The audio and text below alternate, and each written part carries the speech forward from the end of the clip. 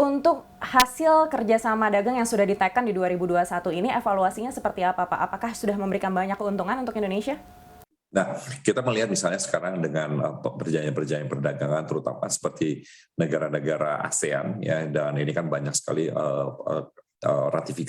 ratifikasi baru, dan juga dengan Australia. Kita sudah melihat bahwa tren yang baik dengan Australia ini akan diikuti juga oleh barang-barang produksi nasional, terutama seperti kendaraan bermotor, akan mendominasi daripada ekspor kita ke Australia. Jadi ini adalah sangat penting. Kita juga melihat perjanjian perdagangan kita dengan Chile menunjukkan nilai yang bagus. Jadi kita bisa melihat bahwa ketika terjadi penandatanganan persetujuan perjanjian perdagangan, maka ekspor kita ke negara tersebut menjadi jauh lebih baik daripada sebelumnya. Baik, target untuk ekspor setelah ada perjanjian ini di 2022 mungkin sudah ada angkanya, Pak? Jadi gini, kalau kita melihat daripada yang diusulkan oleh Bappenas, biasanya growth kita itu antara 6-7%. Tahun ini kita tumbuh luar biasa, lebih dari hampir 40%. Di masa yang akan datang kita juga mesti melihat, karena memang banyak sekali simpul-simpul daripada dagangan yang bisa mengganggu daripada ekspor dan impor dunia. Jadi kalau kita lihat misalnya ada 3 hal. Yang pertama itu adalah krisis daripada logistik ini mesti harus selesai pada kesempatan pertama, dan ini sekarang sudah dipelopori oleh Amerika Serikat karena banyak sekali karena COVID-19 ini banyak peti kemas yang numpuk di pelabuhan-pelabuhan Amerika Serikat.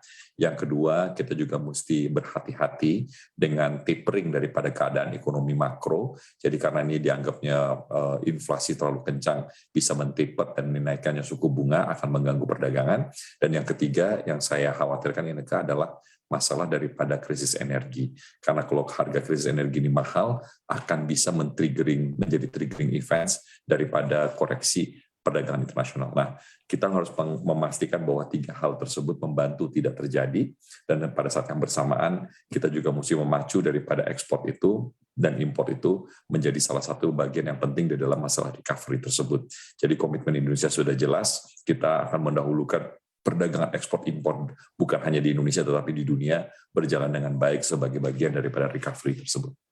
Baik, kalau kita melihat angka ekspor di 2021 ini bahkan sudah menyentuh titik tertinggi all time high Indonesia begitu ya, Pak. Apakah juga target yang lebih tinggi lagi akan juga nanti di 2022 menjadi target dari Kementerian Perdagangan seperti itu? Dan juga seperti apa upaya yang akan dilakukan dan mungkin strategi? Apakah dari barang-barang yang selama ini selalu menjadi andalan ekspor kita atau akan diperluas? Ya tentunya industri kita ini akan pergi ke hulu ya, ya misalnya contohnya yang diutarakan Bapak Presiden kemarin bahwa sekarang kita sudah di nikel yang menyebabkan stainless steel kita menjadi salah satu produser terbesar di dunia. Yang kedua, kita akan ikuti dengan bauxite, yaitu aluminium dengan derivatifnya, dengan turunannya.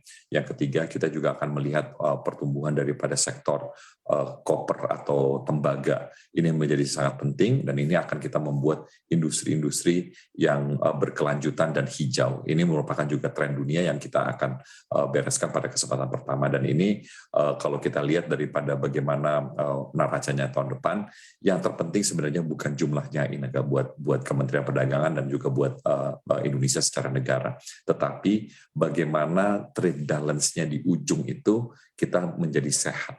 Jadi artinya kalau sekarang ini tentunya dengan nilai yang sangat tinggi, apalagi meskipun harga atau defisit migas kita tinggi, tetapi kita mendapatkan surplus yang baik. Nah, dengan surplus yang baik ini menyebabkan bahwa tidak terganggunya neraca pembayaran, dan neraca pembayaran ini akan mempunyai efek samping yang juga tinggi. Dan ini kita melihat bahwa di sini kita lihat bahwa sebenarnya rupiah ini jauh lebih kuat daripada angka yang sudah diprediksikan pada pasar ini menjelang akhir tahun, dan kita mudah-mudahan melihat bahwa ini akan terus menguat karena struktur dari perdagangan kita yang tadinya menjual barang mentah, barang setengah jadi, menjadi barang industri dan industri berteknologi.